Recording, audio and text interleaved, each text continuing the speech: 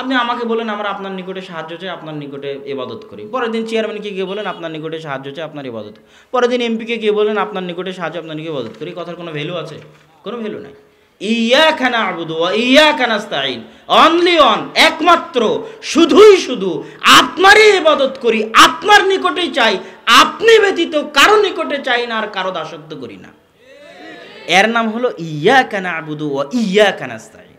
এটা হলো ইবাদতে, দাসত্বে আল্লাহর একত্ববাদ, আল্লাহ সুবহানাহু ওয়া তাআলার একত্ব ও অদ্বিতীয়ত্ব।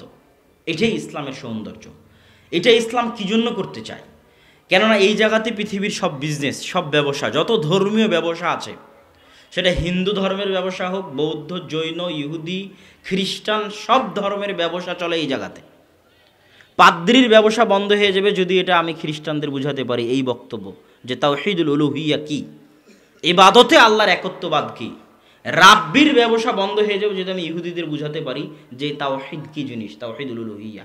যেমন আবু জাহালের ব্যবসা বন্ধ হয়ে গেছিল আল্লাহ রাসূল যখন বুঝাচ্ছিল তাওহীদুল উলুহিয়া কি। আমি যদি বাংলাদেশের মানুষকে বুঝাতে পারি তাওহীদুল উলুহিয়া কি, তো শত পীর মাজারের ব্যবসা কি হয়ে যাবে? বন্ধ হয়ে যাবে। কি জন্য বন্ধ হয়ে যাবে? এদের সবার ব্যবসা চলে, হিন্দু ধর্মের পণ্ডিত গুরু বলেন, আর ইহুদি ধর্মের রাব্বি বলেন, আর খ্রিস্টান ধর্মের পাদ্রী বলেন। বাপরে বাপ, করেছো কি? তুমি আল্লাহর কাছে সরাসরি কিছু চাইতে পারবে না, তোমাকে ঈসা আলাইহিস সালামের মাধ্যম দিয়ে চাইতে হবে, আমার মাধ্যম দিয়ে চাইতে হবে। একমাত্র আমাদের সাথে আল্লাহর সম্পর্ক।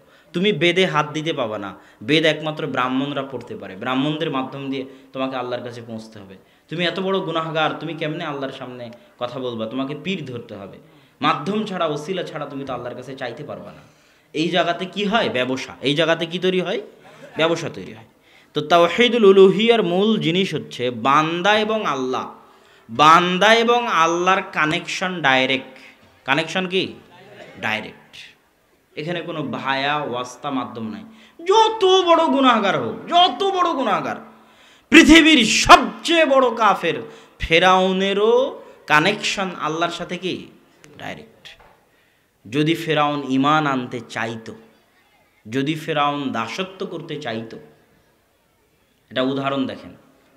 যদিও এটা আমার বক্তব্যের বিষয় নাই, বলতে গিয়ে এইদিকে চলে আসলাম, এটা বলেই শেষ করে দিচ্ছি। একজন ব্যক্তি ৯৯ জনকে হত্যা করেছে, বনি ইসরায়েলের ঘটনা, বুখারীর হাদিস। হত্যা করার পর একজনকে গিয়ে বলতেছে, আলেমকে গিয়ে বলতেছে আমি ক্ষমা চাই, আল্লাহর নিকটে ক্ষমা চাইতে চাই। কেমনে চাইবো? সে বলছে ৯৯ জনকে হত্যা করে আবার ক্ষমা হয় নাকি? তোমার কোনো ক্ষমা নাই। তখন ওকেও হত্যা করে দিয়েছে, ১০০টা পূর্ণ করেছে। ১০০ জন নিরপরাধ মানুষকে হত্যা করেও এখন ক্ষমার জন্য ওকে কেউ বলেছে অমুক গ্রামে গেলে তুমি ক্ষমা পেতে পারো। তো অমুক গ্রামে যেতে যেতে রাস্তার মধ্যে মৃত্যু চলে এসেছে, জান্নাত জাহান্নামের ফেরেশতারা গন্ডগোল লেগেছে, তাকে কোথায় নিয়ে যাবে? আল্লাহ যে গ্রামের দিকে যাচ্ছিল ওই গ্রামকে বললো তুমি একটু কাছিয়ে আসো, আর যে গ্রাম থেকে যাচ্ছিল ওই গ্রামকে বললো তুমি একটু দূরে চলে যাও। ফেরেশতাদের বললো তোমরা মেপে দেখো কোন গ্রামের বেশি নিকটবর্তী। যে গ্রামে তওবা করতে যাচ্ছিল ওই গ্রামের বেশি নিকটবর্তী হলে তাকে তোমরা জান্নাতি হিসেবে গণ্য করো। তো এই লোকটা কি আল্লাহর কাছে ক্ষমা চেয়েছে? এটা একটু সবাইকে কথা বলতে হবে। এই লোকটা কি আল্লাহর কাছে এখনো ক্ষমা চেয়েছে? চায়নি। মাত্র চাওয়ার কি পোষণ করেছে? ইচ্ছা পোষণ করেছে, চাইবে ক্ষমা, এখনো চায়নি। তাহলে যে এখনো চায়নি, চাইবে মাত্র, তাকে বাঁচানোর জন্য, জান্নাতে নেওয়ার জন্য, ক্ষমা করার জন্য আল্লাহ কৌশল অবলম্বন করছেন। আল্লাহু আকবার। আর আমি আল্লাহর কাছে চাইবো তাই নাকি মাধ্যম লাগবে? সারা পৃথিবীর যত মানুষ আমাকে ভালোবাসে তার চাইতে আমাকে সবচেয়ে বেশি ভালোবাসে আমার সৃষ্টিকর্তা আল্লাহ। আমার মা, আমার ছেলে, আমার স্ত্রী, আমার বাপ, সকলের চাইতে আমাকে বেশি ভালোবাসে আমার সৃষ্টিকর্তা আল্লাহ। এটাই বান্দার সাথে সৃষ্টিকর্তার সম্পর্ক, এবং এখানেই আত্মার প্রশান্তি। কোনো কিছু দিয়ে আত্মা প্রশান্ত হবে না, টাকা দিয়ে আত্মা ঠান্ডা হবে না, এসি রুম দিয়ে আত্মা ঠান্ডা হবে না। আজকে আপনি সুখ পেতে পারেন কিন্তু মানসিক প্রশান্তি পাবেন না। টাকার উপর শুয়ে থেকেও রাত্রেবেলা ঘুম হবে না। মানসিক প্রশান্তি আত্মা তখনই পায় এ যার কাছ থেকে এসেছে তার সাথে যখন তার সম্পর্ক তৈরি হয়। এই শরীরটা তো দুনিয়াতে তৈরি হয়েছে মায়ের পেটে, কিন্তু রূহ কি মায়ের পেটে তৈরি হয়েছে? রূহ কোথায় থেকে এসেছে? আসমান থেকে, আল্লাহর নিকট থেকে এসেছে। এই জন্য রূহকে বিজ্ঞান ধরতে পারে না, কোত্থেকে আসলো আর কোথায় গেল। করোনা ভাইরাসের মধ্যে কত আইসোলেশনের মধ্যে থেকে, হোম কোয়ারেন্টাইনের মধ্যে থেকে, আইসিইউর মধ্যে থেকে অক্সিজেন দিয়ে রেখে রুহকে আটকানো গেছে? যায়নি। কিভাবে বের হয়, কোথায় থেকে আসে, কোথায় যায়, তাও বিজ্ঞান বলতে পারবে না। তো এই রুহ প্রশান্ত হবে তখন, এ যার কাছ থেকে এসেছে তার সাথে সম্পর্ক তৈরি হবে যখন। ওটা কি আল্লাহ কোরআনে বলেছে, আলা বিযিক্রিল্লাহি তাতমাইন্নুল কুলুব, মহান আল্লাহর স্মরণে তোমাদের আত্মাগুলো প্রশান্ত হয়। মহান আল্লাহর স্মরণ করলে আত্মাগুলো কি হয়? এটা আত্মার খাদ্য। পেটে খাবার না থাকলে যেমন পেট চোচো করে, যখন মানুষ আল্লাহকে স্মরণ করে না তখন আত্মা ছটপট করে। এই জন্য বলা হয়েছে কি জানেন, রব্বানা যালামনা আনফুসানা ওয়া ইল্লাম তাগফির লানা ওয়া তারহামনা লানাকুনান্না মিনাল খাসিরিন। হে আল্লাহ, আমি আমার আত্মার উপর অত্যাচার করেছি, আমার আত্মা অত্যাচারে ছটপট করছে। বলা হয়নি যে আল্লাহ গুনাহ করেছে। আল্লাহুম্মা ইন্নী যালামতু নাফসি, হে আল্লাহ, আমি আমার আত্মার উপর অত্যাচার করেছি, অত্যাচারের কারণে আত্মা ছটপট করতেছে। বলা হয়নি যে গুনাহ করেছি। কেননা প্রত্যেকটা গুনাহ যেটাতে আল্লাহর অবাধ্যতা করা হয় সেটাতে অন্তরে কালো দাগ পড়ে, আর অন্তর ছটপট করে। ওই ছটপটের ঠেলাই দেখবেন আত্মহত্যা করে দুনিয়া থেকে চলে গেছে। ওই ছটপটানির কারণে রাত্রে ঘুম হয় না, ওই ছটপটানির কারণেই পরিবারে শান্তি নাই, ওই ছটপটানির কারণেই বাড়িতে শান্তি নাই, স্বামী স্ত্রীর মধ্যে মিল নাই, সন্তান বাপের মধ্যে সম্মানবোধের সম্পর্ক নাই, সমাজে শান্তি নাই, দেশে শান্তি নাই। এই জন্য আল্লাহর স্মরণ হচ্ছে অন্তরের খাদ্য, এবং আল্লাহ এটা পছন্দ করেন যে মানুষ আল্লাহকে স্মরণ করুক এবং আল্লাহর নিকটে চাক, এটা আল্লাহ পছন্দ করেন। ইউনুস আলাইহিস সালাতু ওয়াস সালাম যখন মাছের পেটে, তখন তিনি বলছেন, লা ইলাহা ইল্লা আনতা সুবহানাকা ইন্নী কুনতু মিনাজ জালিমিন। তো আল্লাহ সুবহানাহু ওয়া তাআলা এই কথা কোরআনে নকল করে আল্লাহ বলছেন, মহান আল্লাহ সুবহানাহু ওয়া তাআলা বলছেন যে লাউলা ইউসাব্বিহ, যদি ইউনুস মাছের পেটে তাসবিহ পাঠ না করত, লা লাবিসা ফীহি ইলা ইয়াউমি ইউবাসুন, তাহলে আমি ইউনুসকে মাছের পেটে রেখে দিতাম কিয়ামত পর্যন্ত। তো ইউনুস যে মাছের পেটে আছে এটা কি আল্লাহ জানে না? ইউনুস তো মনে করতে পারে আমি আল্লাহর নবী, আমি মাছের পেটে আছি, আল্লাহ খোঁজ রাখবেন না? কথা বুঝতে পারেননি মনে হয়। ইউনুস মাছের পেটে আছে আলাইহিস সালাতু ওয়াস সালাম, তিনি মনে করবেন আমি আল্লাহর নবী, আর আল্লাহ জানে যে আমি মাছের পেটে আছি, তো আল্লাহ তো আমার খোঁজ রাখবেন, চাওয়ার কি দরকার, ডাকার কি দরকার? কিন্তু ইউনুস জানে যে আল্লাহ সুবহানাহু ওয়া তাআলা চাওয়া পছন্দ করেন, আল্লাহ সুবহানাহু ওয়া তাআলা তাকে স্মরণ করা পছন্দ করেন। এটাই আল্লাহর চাওয়া যে মানুষ আল্লাহকে স্মরণ করুক। মুসা আলাইহিস সালাতু ওয়াস সালামকে আল্লাহ বললেন, মুসা ইযহাব ইলা ফিরআউন, ফেরাউনের নিকটে যাও। ফেরাউন অহংকারী হয়ে গেছে, চরম অহংকারী।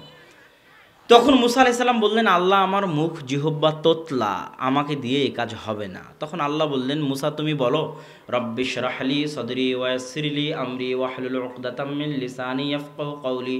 হে আল্লাহ, আমার বুককে প্রশস্ত করে দিন, আমার কাজকে সহজ করে দিন, আমার জিহ্বার জড়তাকে দূর করে দিন, যাতে মানুষ আমার কথা বুঝতে পারে। তো আল্লাহ চাইলে ডাইরেক্ট তো মুসা আলাইহিস সালামের জিহ্বা ঠিক করে দিতে পারতেন। কথা মনে বুঝাতে পারছি না আমি। যখন মুসা আলাইহিস সালাম বলল যে আল্লাহ আমার সমস্যা আমার জিহ্বায়, তখন আল্লাহ বলল যাও তোমার জিহ্বা ঠিক করে দিলাম। এটা কি পারতেন না? এটা না করে আল্লাহ কেন বললেন মুসা তুমি বলো? পাল্টা বলতে বললেন, মুসা তুমি বলো রব্বিশ রাহলি সদরি, আল্লাহ আমার অন্তরকে প্রশস্ত করে দিন, আল্লাহ আমার কাজকে সহজ করে দিন, আল্লাহ আমার জিহ্বার জড়তাকে দূর করে দিন। এ কথা পাল্টা আল্লাহ বলতে বলছেন মুসাকে, অথচ আল্লাহ জানেন মুসার জিহ্বায় সমস্যা, মুসার সাথে কথোপকথন হচ্ছে, আল্লাহ চাইলে ডাইরেক্ট ঠিক করে দিতে পারেন, তা না করে আল্লাহ পাল্টা মুসা আলাইহিস সালামকে বলতে বলছেন তুমি চাও। কেননা আল্লাহ চাওয়া পছন্দ করেন। তাহলে আপনি কোন লাট সাহেব, আপনার সাথে আল্লাহর কোনো সম্পর্কই নাই, আর আপনি আল্লাহর কাছে চান না, এটা অহংকার, এটা আল্লাহ পছন্দ করে না।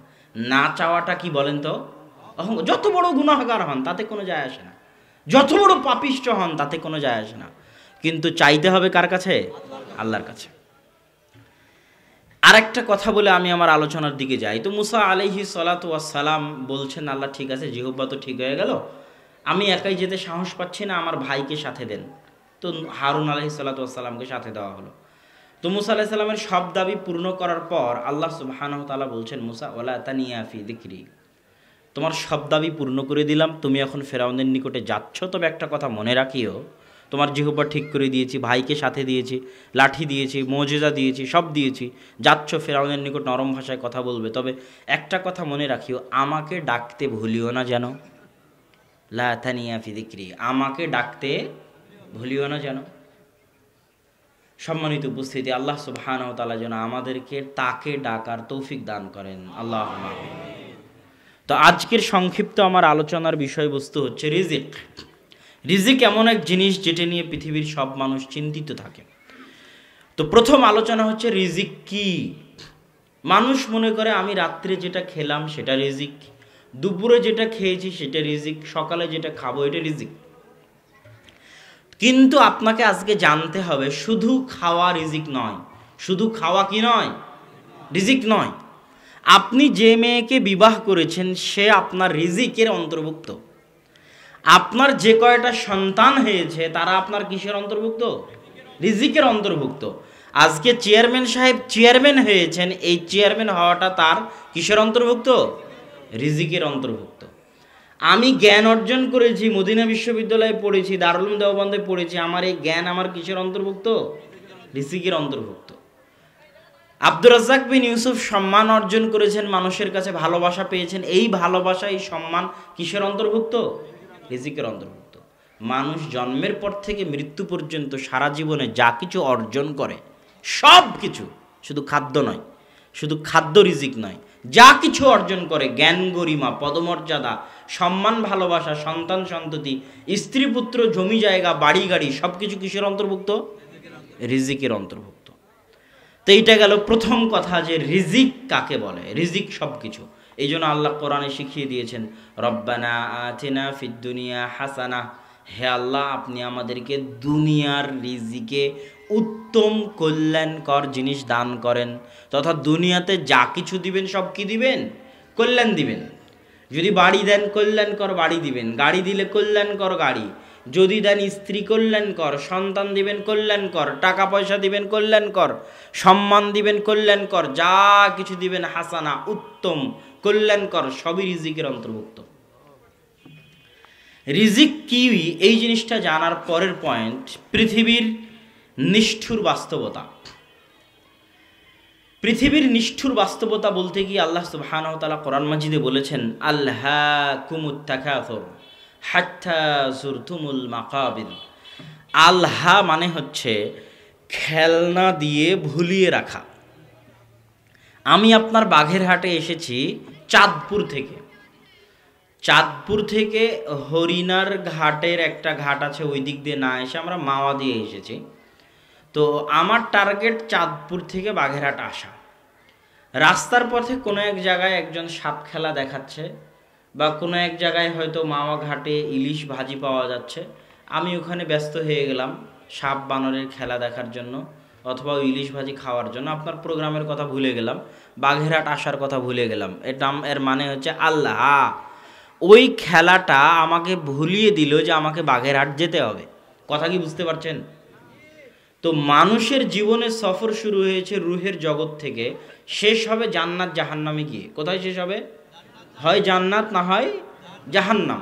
তো এই দীর্ঘ সফরে দুনিয়ার চাকচিক্য, দুনিয়ার ঐশ্বর্য, দুনিয়ার ধন দৌলত, দুনিয়ার মোহ মানুষকে ভুলিয়ে রেখেছে যে তার সফর এখনো বাকি আছে, সেইখানে স্থায়ী থাকার নয়। আমি গোপালগঞ্জে কিছুক্ষণ থেমেছি, ওটা কি আমার স্থায়ী থাকা? এখন বাঘেরহাটে কিছুক্ষণ আছে, এটা কি আমার স্থায়ী থাকা? আমাকে আবার রাজশাহী ফিরে যেতে হবে, বুঝতে পারেননি? তা আমি যদি কোনো কিছু দেখে মনে করে নিই যে এটা আমার স্থায়ী থাকা, তাহলে এটা কি হবে? ভুল হবে। তো রুহের জগৎ থেকে আমার সফর শুরু হয়েছে, শেষ হবে জান্নাত জাহান্নামে গিয়ে। দুনিয়ার মোহে পড়ে আমি ভুলে গেছি জান্নাত জাহান্নামের কথা, মনে করেছি এটাই মনে হয় আমার আসল বাস্তবতা, এটাই মনে হয় শেষ, এটাই মনে হয় প্রকৃত, এটাই মনে হয় রিয়াল। এটার কথা আল্লাহ বলেছেন, আলহাকুমুত তাকাসুর, ধন দৌলতের প্রতিযোগিতা তোমাদেরকে ভুলিয়ে রেখেছে তোমাদের আসল নিষ্ঠুর বাস্তবতা থেকে। আর এই নিষ্ঠুর বাস্তবতা তোমরা তখন দেখতে পাবে, অবশ্যই দেখতে পাবে, কাল্লা সাউফা তা'লামুন, নিশ্চিতভাবে তোমরা জানতে পারবে, চাক্ষুষভাবে তোমরা জানতে পারবে সেটা কখন? হাত্তা জুরতুমুল মাকাবির, যখন কবরের মাটি তোমাদের মুখে পেটে চাপা পড়বে তখন তোমরা দুনিয়ার এই নিষ্ঠুর বাস্তবতা নিশ্চিতভাবে, অবধারিতভাবে, অবশ্যই চাক্ষুষভাবে জানতে পারবে। লাতুস আলুন্না ইয়াউমা ইদিন আনিন নাঈম, আর যেই দিন জানতে পারবে সেই দিন তোমাদেরকে জিজ্ঞাসা করা হবে দুনিয়াতে তোমাদেরকে যে যে নিয়ামত দেওয়া হয়েছিল এই প্রত্যেকটা নিয়ামত বিষয়ে কিয়ামতের মাঠে জিজ্ঞাসা করা হবে। নিয়ামত অনেক ভয়ঙ্কর জিনিস। নিয়ামত পেয়ে যদি আপনি তার শুকরিয়া আদায় না করেন তো এগুলোর বিষয়ে আল্লাহ কিয়ামতের মাঠে জিজ্ঞাসা করবেন। রাসূল সাল্লাল্লাহু আলাইহি ওয়াসাল্লাম একদিন ক্ষুধার্ত অবস্থায় বাড়ি থেকে বের হয়েছে, আবু বকর ওমর ক্ষুধার্ত অবস্থায় বাড়ি থেকে বের হয়েছে একই দিন কাকতালীয়ভাবে, পরস্পরের সাথে সাক্ষাৎ। সবাই বলছে হ্যাঁ আমরা তো এই কারণেই বাড়ি থেকে বের হয়েছি, খাদ্যের অন্বেষণে। এক আনসারির বাড়িতে গিয়ে খাবার হলো, বকরি জবে হলো, রুটি তৈরি হলো। রুটি বকরি জবে খাবার পর আল্লাহ রাসূল বলছেন সুম্মা লাতুসআলুন্না ইয়াউমা ইদিন আনিন নাঈম, অবশ্যই কিয়ামতের মাঠে আজকে ক্ষুধার্ত অবস্থায় আল্লাহ যে তোমাদেরকে খাওয়ালেন এই খাওয়ার নিয়ামত সম্পর্কে কিয়ামতের মাঠে জিজ্ঞাসা করা হবে। তাহলে দুনিয়ার সব নিয়ামত সম্পর্কে আল্লাহ জিজ্ঞাসা করবেন, দুনিয়ার নিষ্ঠুর বাস্তবতা। রাসূল সাল্লাল্লাহু আলাইহি ওয়াসাল্লাম একদিন এক বাজারের পাশ দিয়ে যাচ্ছেন, মাররা বিসুক, এক বাজারের পাশ দিয়ে যাচ্ছেন। ওই বাজারের পাশে একটা মরা কানকাটা ছাগলের লাশ পড়ে আছে। রাসূল সাল্লাল্লাহু আলাইহি ওয়াসাল্লাম বলছেন হাল আহাদুম মিনকুম ইউহিব্বু আন ইয়াখুযা বিদিনারিন আও দিরহামিন, তোমাদের মধ্যে কেউ কি আছে যেই মরা কানকাটা ছাগলটা কিনে নিবে 1 দিনার দিয়ে, 1 টাকা দিয়ে, 1 দিরহাম দিয়ে? সাহাবীগণ বললেন আল্লাহ রাসূল ফিরি দিলেও তো আমরা এটা নিব না। রাসূল সাল্লাল্লাহু আলাইহি ওয়াসাল্লাম বলেন মাদ দুনিয়া আহওয়ানু ইনদাল্লাহ, আল্লাহর নিকটে দুনিয়া এই মরা কানকাটা ছাগল তোমাদের নিকটে যতটা মূল্যহীন, তোমাদের নিকটে এর যতটুকু মূল্য আছে আল্লাহ সুবহানাহু তাআলার নিকটে এই দুনিয়ার ততটুকুও মূল্য নেই। এই মরা কানকাটা ছাগল তোমাদের নিকটে যেমন মূল্যহীন, আল্লাহর নিকট দুনিয়া তার চেয়ে বেশি মূল্যহীন। আর এক হাদিসে রাসূল সাল্লাল্লাহু আলাইহি ওয়াসাল্লাম বলছেন যে যেটা আপনারা সবাই জানেন যে দুনিয়ার যদি মাছির ডানা সমপরিমাণ মূল্য থাকতো তাহলে কোনো কাফের দুনিয়াতে 1 ঢোক পানি পান করতে পারতো না। অথচ আজকের পৃথিবীতে সবচেয়ে ধনী কিন্তু কাফেরেরাই। মাইক্রোসফটের মালিক বিল গেটস, আর জিও সিম ইন্ডিয়ার মালিক মুকেশ আম্বানি, রিলায়েন্স কোম্পানি, আলিবাবা.কমের মালিক জ্যাক মা, এরা হচ্ছে পৃথিবীর শীর্ষস্থানীয় ধনী। এরা কেউ মুসলমান নয়, তাদেরকে আল্লাহ ধনী করেছে।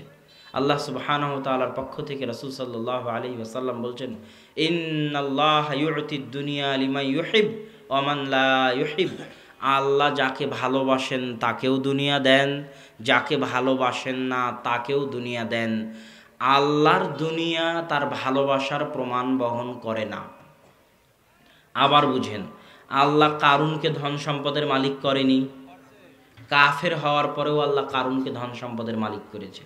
ফেরাউন কাফের হওয়ার পরও ক্ষমতার মালিক করেছে। দাউদ সুলাইমান আলাইহিমা সালাতু ওয়াসসালাম মুমিন হওয়ার পরও ধন সম্পদ ক্ষমতার মালিক করেছেন। তাহলে বুঝা গেল আল্লাহ ধন সম্পদ দুনিয়া ঈমান দেখে দেন না, কার ঈমান আছে আর কার ঈমান নাই এটা দেখে আল্লাহ ধন সম্পদ দেন না। যাকে ভালোবাসেন তাকেও দেন, যাকে ভালোবাসেন না তাকেও দেন।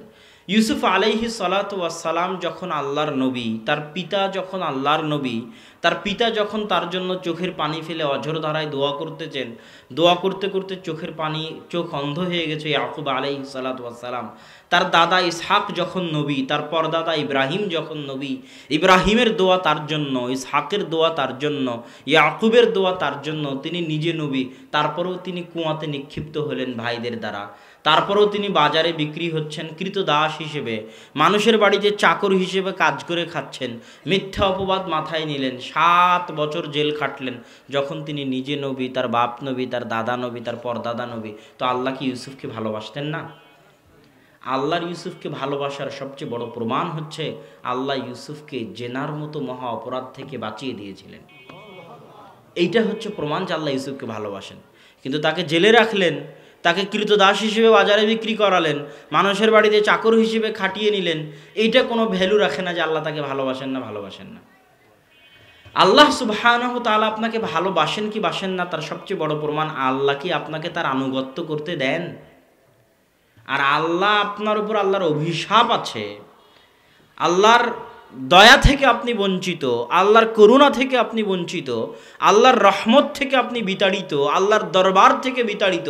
এটার সবচেয়ে বড় প্রমাণ যে আল্লাহ আপনাকে সুদের মতো মহা অপরাধে লিপ্ত রেখেছে, আল্লাহ আপনাকে হারাম ইনকামে লিপ্ত রেখেছে, আল্লাহ আপনাকে তার অবাধ্যতায় লিপ্ত রেখেছে, আল্লাহ আপনাকে ফজরের সালাত আদায় করতে দেয়নি, আল্লাহ আপনাকে তাহাজ্জুদের সালাত আদায় করার সুযোগ দেন না, তৌফিক দেন না। আল্লাহ সুবহানাহু তাআলা আপনাকে হারাম সম্পর্কের মধ্যে নিমজ্জিত। আপনি আল্লাহর দয়ার অভাব নয় যে আল্লাহ সুবহানাহু তাআলার আপনি দয়া অর্জন করতে পারেননি, আল্লাহ সুবহানাহু তাআলার রহমত করুণা অর্জন করতে পারেননি, যে আপনি আল্লাহর রহমত থেকে বঞ্চিত হয়ে আছেন, তার দরবার থেকে বিতাড়িত হয়ে আছেন। এটাই আপনার জন্য সবচেয়ে বড় শাস্তি, এটাই আপনার জন্য সবচেয়ে বড় আযাব। তো আমরা বলছিলাম যে আল্লাহ সুবহানাহু তাআলা দুনিয়ার নিষ্ঠুর বাস্তবতা বলছেন, যে দুনিয়ার মূল্য তার নিকটে কেমন। কোরআনের কিছু আয়াতে আল্লাহ সুবহানাহু তাআলা বলেছেন, একটা ছোট বাচ্চা, সারমর্ম, একটা ছোট বাচ্চা নদীর ধারে গিয়ে একটা বালু দিয়ে ঘর তৈরি করলো, ঘরটা ভেঙে দিয়ে চলে আসলো। ওই ছোট বাচ্চার নিকটে ঘরের মূল্য যেমন, আল্লাহর নিকটে এই দুনিয়ার মূল্য ততটুকুও নয়। একটা ছোট বাচ্চা পুতুল বানালো, পুতুলটা ভেঙে দিল, ওই পুতুলের মূল্য ছোট বাচ্চার নিকটে যেমন, আল্লাহর নিকটে এই দুনিয়ার মূল্য ততটুকুও নয়। অথচ আপনি দেখেন গুলশানে একটা জমির দাম কত হবে, বসুন্ধরা ধানমন্ডিতে 1% 1 ডেসিমিল জমির দাম কত হবে, লন্ডনে কত হবে, নিউ ইয়র্কে গেলে কত হবে, সিলিকন ভ্যালিতে গেলে কত হবে, মুম্বাইয়ে কত হবে, হংকংয়ে কত হবে, বেইজিংয়ে কত হবে। সারা পৃথিবীর সব জমি যদি আপনি কিনতে চান কত হবে? সারা জমির 100 বিঘা কোটি বিঘা জমি কিনতে চাইলে কত দাম হতে পারে? সারা পৃথিবীতে যত ফসল হাজার লক্ষ বছর উৎপাদিত হয়েছে, আজ হচ্ছে, আগামীতে হবে, তার দাম কত হতে পারে? সারা পৃথিবীর নিচে যত গ্যাস আছে, স্বর্ণ আছে, খনিজ আছে, তার দাম কত হতে পারে? আল্লাহ বললেন যে এগুলো সব কিছুর দাম তার নিকটে মাছির ডানার সমানও নয়, তার নিকটে মরা কান কাটা ছাগলের সমানও নয়। এটা দুনিয়ার বাস্তবতা। রাসূল সাল্লাল্লাহু আলাইহি ওয়াসাল্লাম দুনিয়ার নিষ্ঠুর বাস্তবতা বুঝাতে গিয়ে বলছেন, ইয়াকুলু ইবনু আদম মালি মালি মালি। আদম সন্তান বলে আমার টাকা আমার টাকা আমার টাকা। আরে আদম সন্তান, টাকা দিয়ে তুমি করো কি? টাকা দিয়ে তুমি খাও, সারা মাসের খাবারের খরচ বহন করা লাগে টাকা দিয়ে, বড় খরচ। তো মা আকালা ফাফনা, যা খাও তা তো হজম হয়ে নষ্ট হয়ে যায়। আল্লাহ রাসূলের হাদিস বলছে, আমি অনুবাদ করছি। টাকা দিয়ে তুমি করো কি? জামা কাপড় কিনো। মা লাবিসা ফাআবলা, যে জামা কাপড় কিনো ওগুলো ছিঁড়ে যায়, পুরাতন হয়ে যায়। 5 বছর 10 বছর আগে ছোটোবেলায় যে জামা পরেছিল এটা আছে এখন? 10 বছর আগের জামা কি আপনার কাছে আছে? নাই। আজকে 7 দিন আগে যে খাবার খেয়েছিলেন ওই খাবার আছে? খাবারের স্বাদ তো মুখের মধ্যে কয়েক সেকেন্ড, তার আগেও কিছু নাই, পরেও কিছু নাই। রাসূল সাল্লাল্লাহু আলাইহি ওয়াসাল্লাম বলছেন, খাও নষ্ট হয়ে যায়, জামা কাপড় কিনো পুরাতন হয়ে যায়, ছিঁড়ে যায়। এর বাইরে যা কিছু করো, এর বাইরে মানুষ কি করে? জমি কিনে, বাড়ি করে, গাড়ি কিনে, তো এর ব্যাংক ব্যালেন্স তৈরি করে। এর বাইরে তুমি যা কিছু করো সব কিছু অন্যের, খালি মরে দেখো। সব কিছু অন্যের, শুধু কি করে দেখো? মরে দেখো। মরা মাত্রই তোমার ছেলে, তোমার ধন সম্পদ, ব্যাংক ব্যালেন্স, বাড়ি গাড়ি নিয়ে মারামারি লাগবে, যেমন তুমি তোমার বাপেরটা নিয়ে লেগেছিলে। এই পৃথিবীতে আজ থেকে 500 বছর আগে মানুষ ছিল না? যে জমিতে আজ বসে আছেন, এই জমি আজ 100-200 বছর আগে মানুষ আবাদ করেনি? হ্যাঁ, কথা বলেন না যে করেছে। তাহলে মানুষ পৃথিবীতে বাস করে না, মানুষ বাস করে সময়ে। আপনি বাঘেরহাট, রাজপাট, মল্লের হাটে বাস করেন না, আপনি বাস করেন টাইম, সময়ের মধ্যে। সূর্য উঠছে ডুবছে, টাইম চলে যাচ্ছে, সময়টা জীবন। এখানে বাস করলে তো আপনি এখানেই থেকে যেতেন। এখানে তো 100 বছর আগেও মানুষ ছিল, ওরা কই? নাই তো। 1400 বছর আগে আল্লাহ রাসূল ছিল, ওই মক্কা তো এখনও আছে, কাবাঘর এখনও আছে, মদিনা এখনও আছে, আল্লাহ রাসূল নাই যে। তো রাসূল সাল্লাল্লাহু আলাইহি ওয়াসাল্লাম মক্কা মদিনায় ছিলেন? রাসূল সাল্লাল্লাহু আলাইহি ওয়াসাল্লাম একটা সময়ের মধ্যে ছিলেন, ওই সময়ের মধ্যে আল্লাহ তাকে প্রেরিত করেছিল। ওই সময় শেষ হয়ে গেছে, উনি চলে গেছেন। আমিও আপনিও একটা সময়ের মধ্যে আছি, সময় শেষ হয়ে যাবে, চলে যাব। এটাই দুনিয়ার নিষ্ঠুর বাস্তবতা। ইবনুল কাইয়িম রাহিমাহুল্লাহ লিখছেন, মানুষ দুনিয়াতে 100 বছর বাঁচে, কিন্তু পরকালে দেখে মাত্র 1 বছর বেঁচেছিল। মানুষ দুনিয়াতে কোটি টাকার মালিক হয়, কিন্তু পরকালে দেখে মাত্র 1000 টাকার মালিক ছিল। কিভাবে? দুনিয়াতে যতটুকু সময় সে আল্লাহর রাস্তায় ব্যয় করেছিল সেটা এক জায়গায় একত্রিত করলে 1 মাসের সমানও হয় না। তাহলে 100 বছর বাঁচাটা ফাও। মাত্র 1 মাস বেঁচেছে, যে 1 মাস আল্লাহর রাস্তায় কাজে লাগিয়েছে, সালাত সিয়াম হজ জাকাতের মধ্যে কাজে লাগিয়েছে। কোটি টাকার মালিক হয়েছে, কি আমাদের মাঠে দেখছে 1 টাকারও মালিক নাই। যে 100 টাকা খালেজভাবে, লোক দেখানোর জন্য নয়, খালেজভাবে আল্লাহর জন্য দান করেছিল, ওইটা দেখে আছে, তা বাদে কিছু নাই।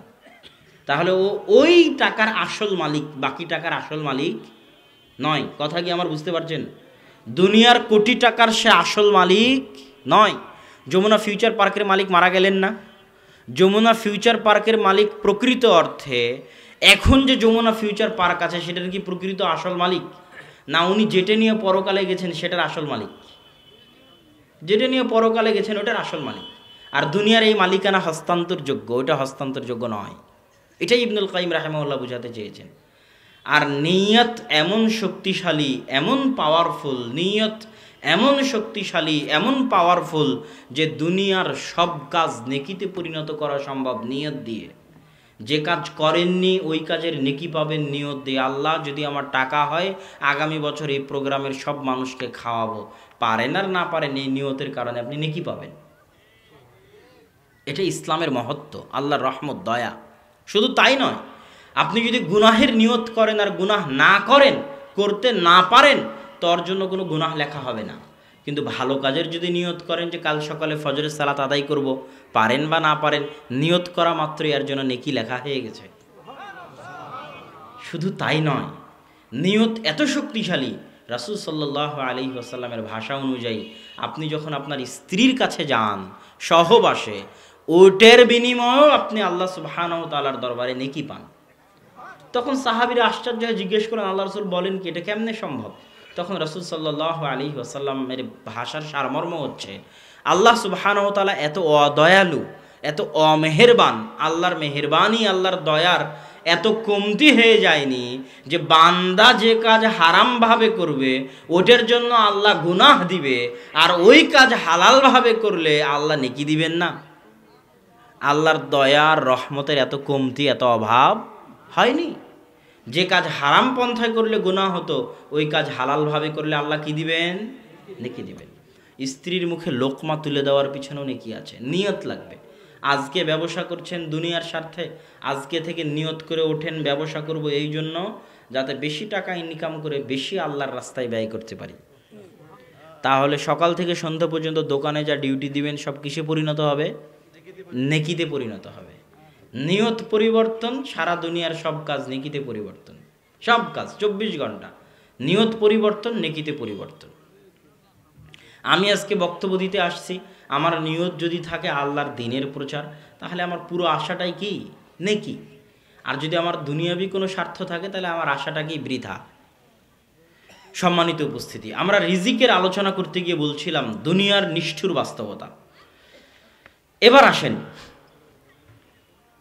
রিজিক কি আল্লাহ সুবহানাহু ওয়া তাআলার হাতে না মানুষের হাতে?